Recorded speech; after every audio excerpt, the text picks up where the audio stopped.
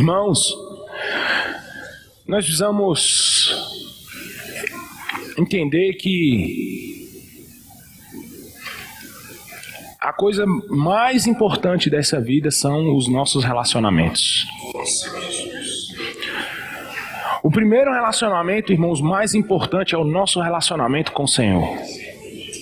Sabe, você vai chegar no fim da sua vida.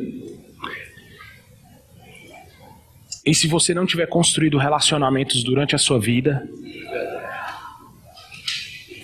o dinheiro ou as viagens que você acumulou durante a sua vida não vão valer de nada, se não houver relacionamentos construídos. Um relacionamento íntimo com o Senhor.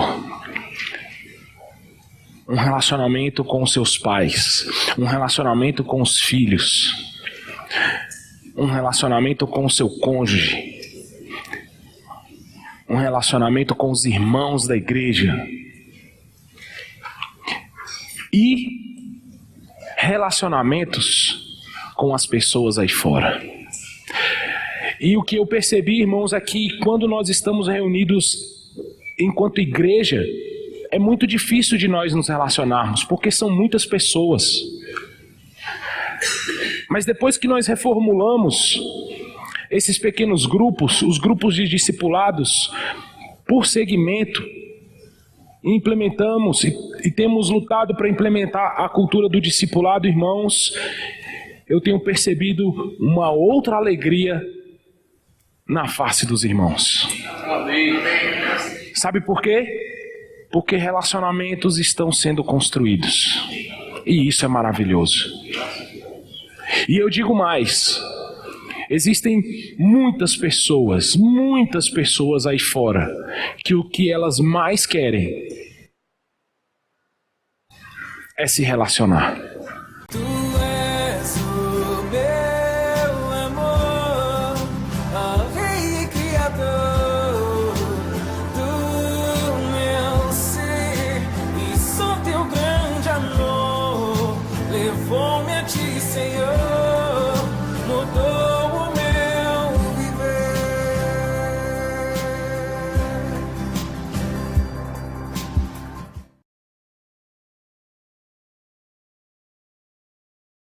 Então nós abrimos nossas Bíblias em Efésios capítulo 4, a partir do versículo 11. Senhor, muito obrigado, Senhor. Obrigado por mais uma comunhão da Tua igreja. Senhor, nessa manhã, unge os nossos ouvidos, Senhor. Tira os espinhos que há no nosso coração, as pedras, Senhor, a terra batida, que o Senhor possa mexer nessa manhã. Senhor, a fim de que a Tua palavra, quando cair em nossos corações, Senhor, ela possa dar muito fruto. Ó Senhor Jesus. Senhor, tira toda preocupação, nessa manhã todo medo, toda ansiedade. Senhor, volta a nossa atenção a Ti, Senhor. Queremos estar atentos ao Teu falar, Senhor. Que o Senhor possa ter misericórdia de nós nessa manhã. E mais uma vez falar à Tua igreja, Senhor. A Tua igreja precisa do Teu falar, Senhor. Senhor, quando o Senhor fala, Senhor, as coisas acontecem. Nós precisamos da Tua palavra, Senhor. Ó Senhor Jesus. Amém. Aleluia. A semana 5, esse é o volume 3. O título dessa semana é Tudo Faço por Causa do Evangelho. A leitura proposta é 1 Coríntios capítulo 9, do versículo 16 a 17, também o 23. E eu tomei a liberdade de acrescentar Efésios capítulo 4, versículo 11. Efésios capítulo 4, versículo 11 diz assim: E Ele mesmo concedeu uns para apóstolos, outros para profetas, outros para evangelistas e outros para pastores e mestres, com vistas ao aperfeiçoamento dos santos para o desempenho do seu serviço, para a edificação do corpo de Cristo. Amém. Aleluia. 1 Coríntios, capítulo 9. Se anuncio o evangelho, não tenho do que ou de que me gloriar, pois sobre mim pesa essa obrigação, porque ai de mim se não pregar o evangelho. Se o faço de livre vontade, tenho galardão, mas se constrangido, é então a responsabilidade de despenseiro que me está confiada. Nesse caso, qual é o meu galardão? É que evangelizando proponha de graça o evangelho para não me valer do direito que ele me dá. Porque sendo livre de todos, fiz-me escravo de todos, a fim de ganhar o maior número possível. Procedi para com os judeus como judeu, a fim de ganhar os judeus. Para os que vivem sob o regime da lei, como se eu mesmo assim vivesse, para ganhar os que vivem debaixo da lei, embora não esteja eu debaixo da lei. Ao sem lei, como se eu mesmo fosse, não estando sem lei para com Deus, mas debaixo da lei de Cristo, para ganhar os que vivem fora do regime da lei. Fiz-me fraco para com os fracos, com o fim de ganhar os fracos. Fiz-me tudo para com todos, com o fim de, por todos os modos, salvar alguns. Tudo faço por causa do Evangelho, com o fim de me tornar cooperador com ele. Amém. Quando você lê esse título,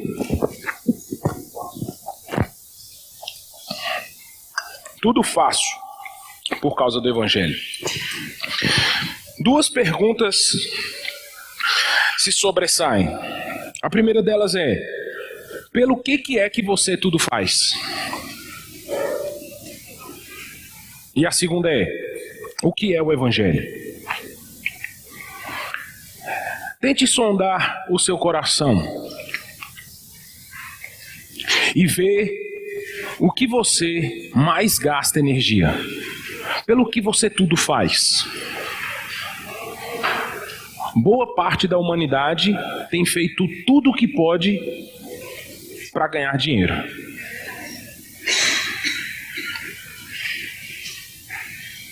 Tudo faço para ser rico.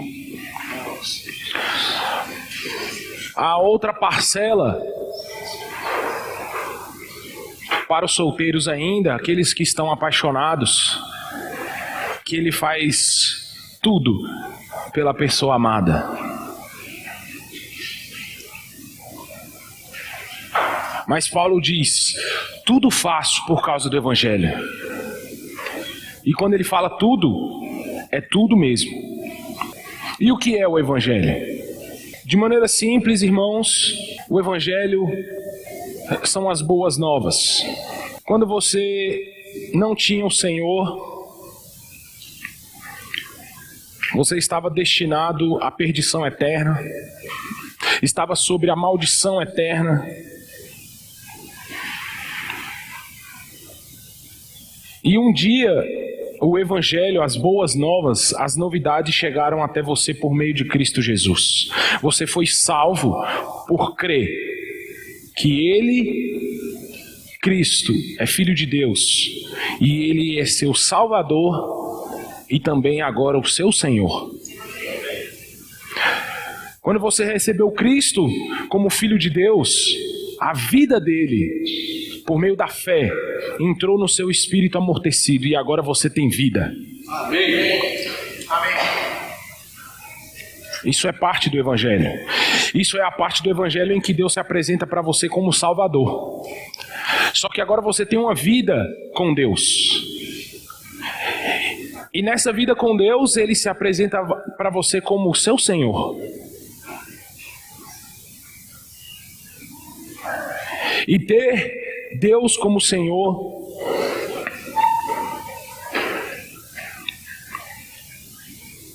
significa que você se faz escravo. Se existe o Senhor, existe um servo, existe um escravo.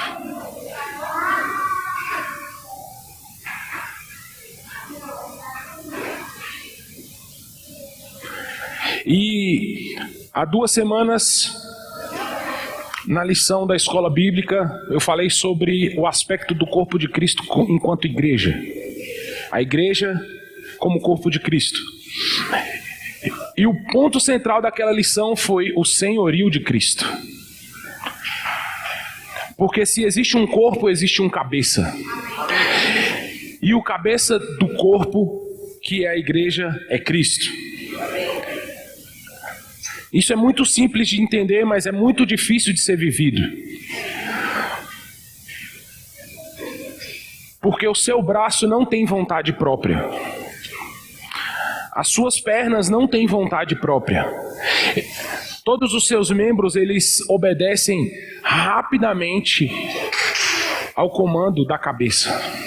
Quando você quer andar, a sua perna não pondera com a sua cabeça. Será mesmo que agora é hora de andar? Quando você está com fome,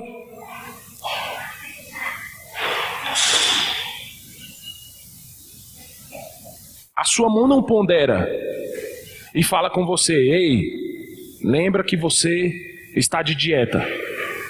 Não é hora de comer. Não é assim. Os membros, eles se submetem à vontade do cabeça. Então, quando nós falamos do corpo de Cristo, precisamos sempre nos lembrar do senhorio de Cristo. Ele é o cabeça. E enquanto o Senhor esteve aqui na terra, a vontade de Deus era feita, era cumprida por meio de Jesus Cristo, em seu ministério terrenal. Mas no momento que ele se tornou o Espírito que dá vida e a igreja foi fundada, irmãos, agora a vontade de Deus, ela é feita através do corpo. Mas nós, como membros, nós ponderamos o que o cabeça fala para nós.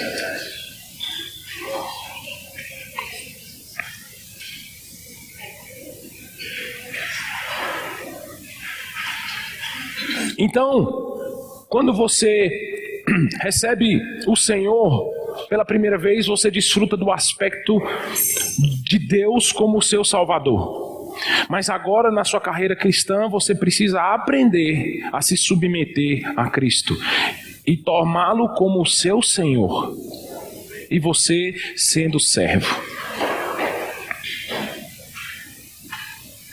E à medida que você vai se submetendo, e isso é um trabalhar de cruz, você vai tomando a sua cruz, dia após dia.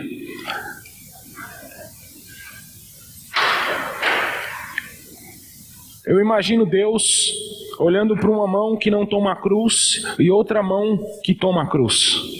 E quando ele precisa dessa mão que toma a cruz, e ele dá um comando: faça isso, e essa mão faz. Irmãos, eu creio que Deus, ele se alegra sobremaneira. Ao passo que, ainda que o Senhor seja longânimo, seja paciente,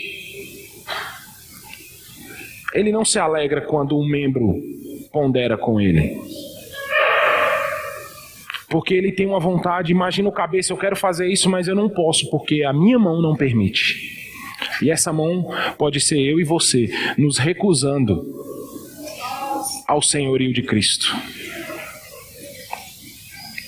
Isso é evangelho. Evangelho é você receber Deus como seu Salvador, Jesus Cristo, e durante a sua carreira cristã, tomá-lo como seu Senhor.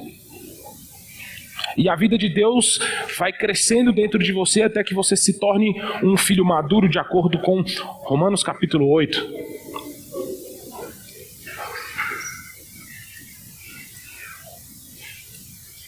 Tudo faço por causa do Evangelho.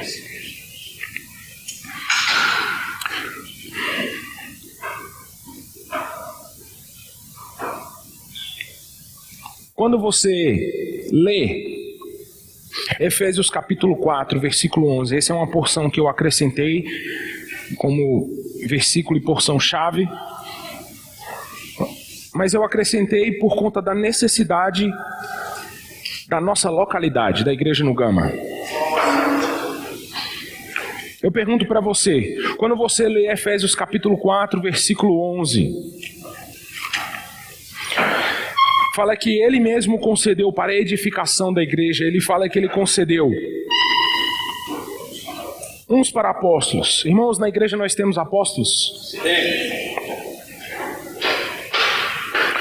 outros para profetas. Na igreja nós temos profetas? No Gama nós temos profetas?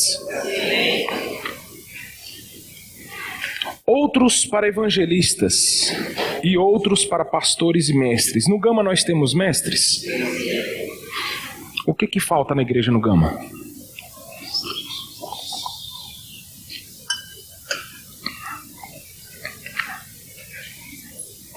Evangelistas e pastores, e pastoras, e evangelistas.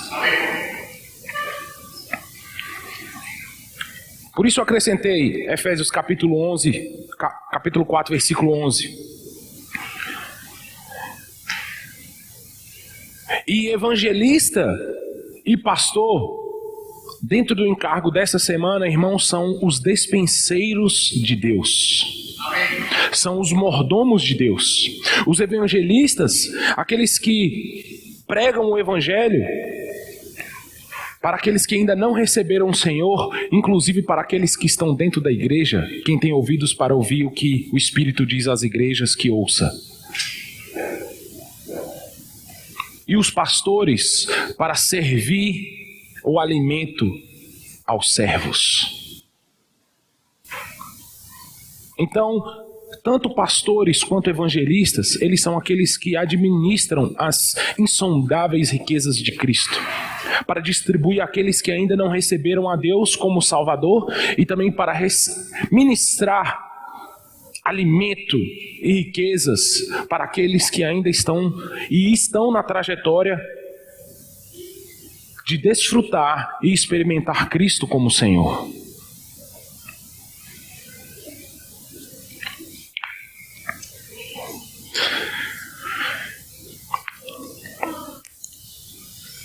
Individualmente, o desejo de Deus para cada um de nós é que nós sejamos despenseiros, mordomos.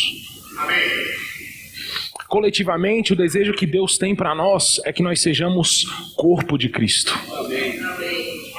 Mas o enfoque nessa manhã é nós sermos despenseiros. É a nossa porção individual. E embora reconheçamos que Efésios capítulo 4, ele fale de homens dons, irmãos, todos nós podemos, nas nossas limitações, sermos pastores e evangelistas. Todos nós podemos.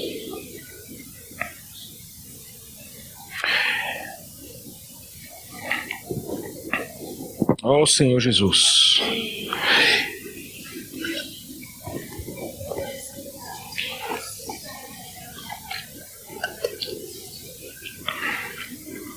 E enquanto corpo de Cristo, nós vimos nessa semana que você precisa ser simples. Irmãos, nós perdemos a simplicidade. E ser simples é você rapidamente obedecer à direção do Senhor.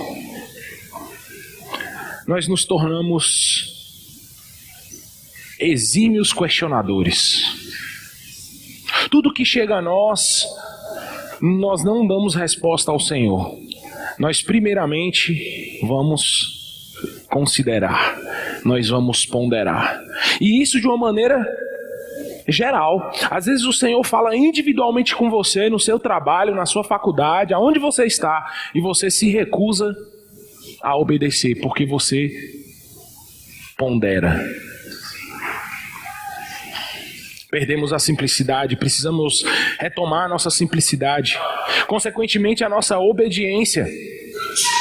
Constantemente estamos desobedecendo o senhorio de Cristo. E nós perdemos ainda, e eu falo porque eu reúno nessa igreja desde os 11 anos de idade. E nós perdemos boa parte da nossa unanimidade. E unidade é diferente de unanimidade. Nós vimos essa semana que unidade ela é espiritual, está relacionado com a nossa fé. E isso nós mantemos. Nós temos unidade. Graças a Deus. Mas a unanimidade, ela é humana. Diz respeito à nossa alma. A nós termos o mesmo parecer. É nós estarmos, como nós temos visto ultimamente, nós estarmos colimados. Caminhando numa mesma direção. Ainda que sejamos um exército pequeno.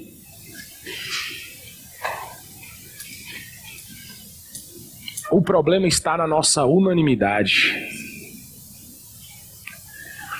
Quando nós, enquanto igreja, recebemos uma direção, na hora que esse pequeno exército deve se reunir, se alinhar e estar em unanimidade,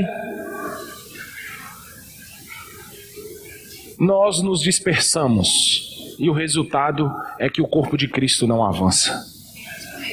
Porque não há unanimidade.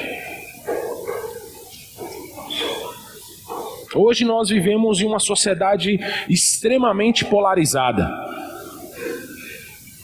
Então, dia e noite você é obrigado a tomar partido, a se posicionar politicamente, ideologicamente.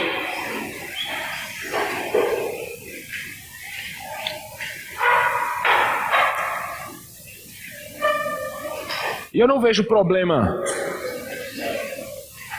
em você definir as coisas para você. Mas o problema é que, por conta desse hábito social, nós acabamos trazendo divisão para dentro da igreja. Porque nós polarizamos muitas coisas, nós fazemos os nossos grupos. E quando a direção de Deus vem, novamente, nós democratizamos a vontade de Deus. E recentemente eu estava estudando sobre as gerações, geração Y, os baby boomers, os que nasceram pós-guerra, e a característica de cada um deles. E eles, os mais antigos, eles não foram acostumados com a democracia. Essa é uma construção nova. É uma construção dessa geração. Não é uma crítica, simplesmente é assim. E isso faz com que os que são mais novos, eles queiram democratizar tudo. Tudo precisa passar pela democracia. Tudo precisa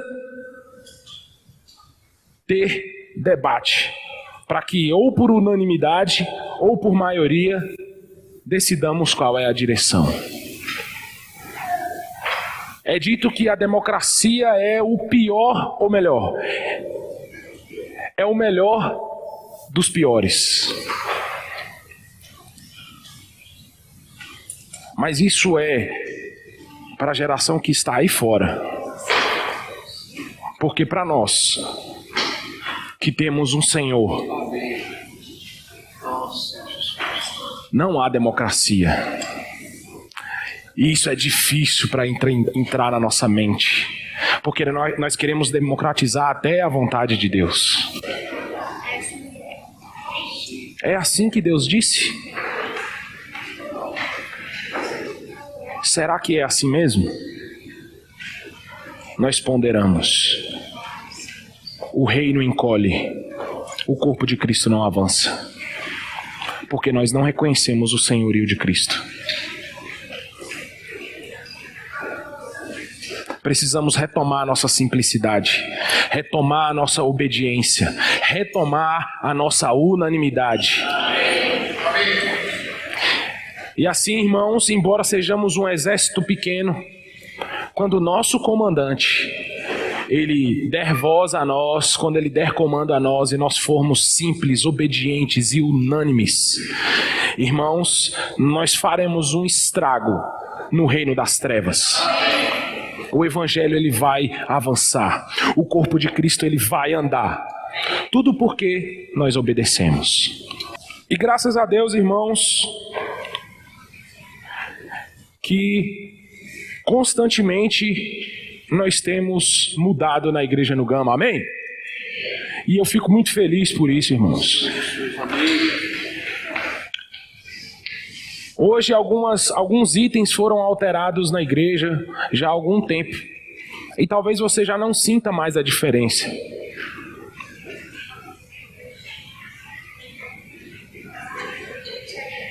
Mas sabe, implementar a escola bíblica não foi fácil.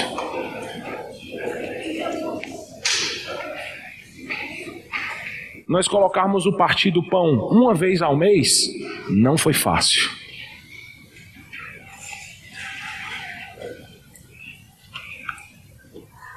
Implementar uma cultura de discipulado na igreja não é fácil. Irmãos, mas nós cremos que todas essas coisas veio do trono de Deus. Amém. E nós já estamos vendo o resultado. Porque nós trabalhamos, não deveríamos, mas nós trabalhamos com resultado. Se dá resultado, ok, tá certo, é de Deus. Se não deu resultado, era coisa do velho homem. No entanto, irmãos, talvez diretamente para você não consiga ver uma diferença. Mas a escola bíblica, ela tem mudado a vida das crianças. Como é bom ver os pais em casa gravando os seus filhos recitando os versículos. Irmãos, a palavra está sendo infundida nessas crianças. É uma semente que está sendo plantada. E pode ter certeza que um dia ele vai precisar de cada um desses versículos. E quando ele precisar, esse versículo vai estar lá, decorado. E ele vai se lembrar do Senhor. Eu não sei se vocês perceberam, mas os discipulados, eles têm mudado a dinâmica da igreja. Amém. E é muito bom, irmãos, quando nós vemos os grupos se reunindo. Consegue aí, Natália? Esse foi o discipulado de sexta-feira. Foi bom, Vinícius? Top demais. Outro padrão? Hashtag outro padrão. O que mais?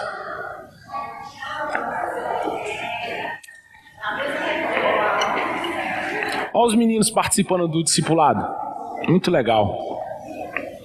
Olha o soldadinho aqui de ontem. O que mais? Essa aqui. Passa aqui, essa depois a gente volta. Essa também. Outro grupo familiar. Tem até um cachorrão ali, ó. O que mais? Outro grupo familiar. Tem salvado ou não tem salvado? Esse grupo tem pouco menino, esse aí. Meu Deus. O que mais? Pode passar. Grupo das irmãs também. O que mais? Grupo das meninas. Como é que é o nome desse grupo aí? E o que que isso significa? Como é que é? Como é que é? Garotas poderosas.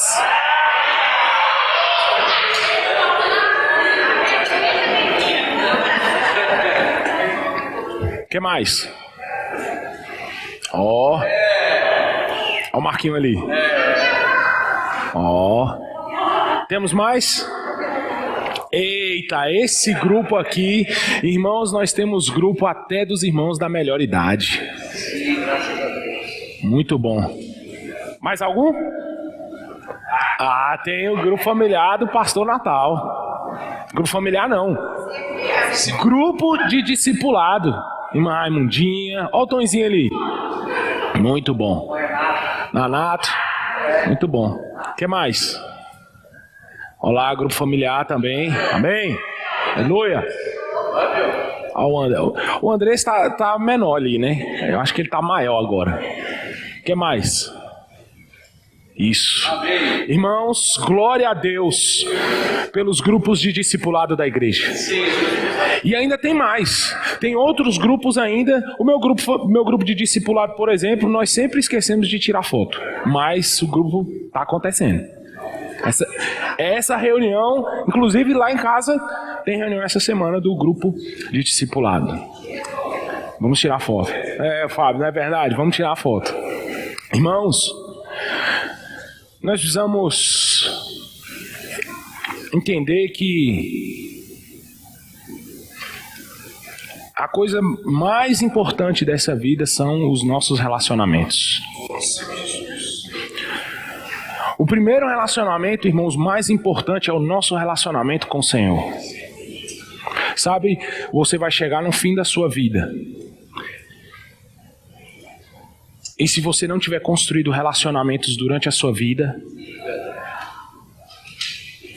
o dinheiro ou as viagens que você acumulou durante a sua vida não vão valer de nada, se não houver relacionamentos construídos. Um relacionamento íntimo com o Senhor. Um relacionamento com os seus pais. Um relacionamento com os filhos. Um relacionamento com o seu cônjuge. Um relacionamento com os irmãos da igreja.